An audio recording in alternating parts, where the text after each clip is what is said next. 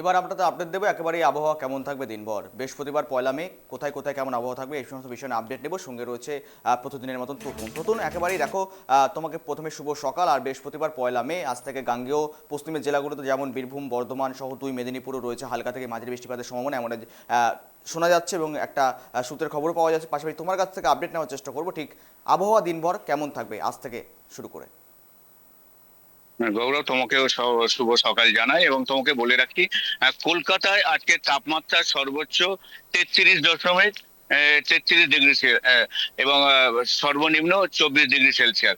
তোমাকে বলে রাখি, গাঙ্গেয় পশ্চিমবঙ্গের পশ্চিমের জেলাগুলিতে যেমন পুরুলিয়া, বাঁকুড়া, পূর্ব বর্ধমান, এই সমস্ত জেলাগুলিতে গতকালকে যেমন বৃষ্টিপাত হয়েছে, আজকেরও বৃষ্টিপাতের সম্ভাবনা রয়েছে, হালকা থেকে মাঝারি বৃষ্টিপাতে। যেমন প্রত্যেক দিন ঝোড়ো বাতাস বইতো, আজকের সেই ঝোড়ো বাতাসের কোনো সতর্কতা নেই। এবং হুম। গাঙ্গেয় পশ্চিমবঙ্গের পূর্বের যে জেলাগুলো, যেমন হাওড়া, হুগলি, 2 চব্বিশ পরগনা, এই জেলাগুলিতে আজকে বৃষ্টিপাতের সম্ভাবনা রয়েছে এবং আগামী কালকেরও বৃষ্টিপাতের সম্ভাবনা থাকবে। যদিও বেশ কয়েকদিন ধরে হালকা থেকে মাঝারি যে বৃষ্টিপাত, তার সাথে ঝোড়ো হাওয়া 30 থেকে 40 কিলোমিটার ঝোড়ো হাওয়া, সেটা আজকে এবং আগামী কালকে কোনো সতর্কতা নেই। শুধু হুম। বৃষ্টিপাতের সম্ভাবনা রয়েছে, কোথাও কোথাও বজ্রপাতের সম্ভাবনা রয়েছে।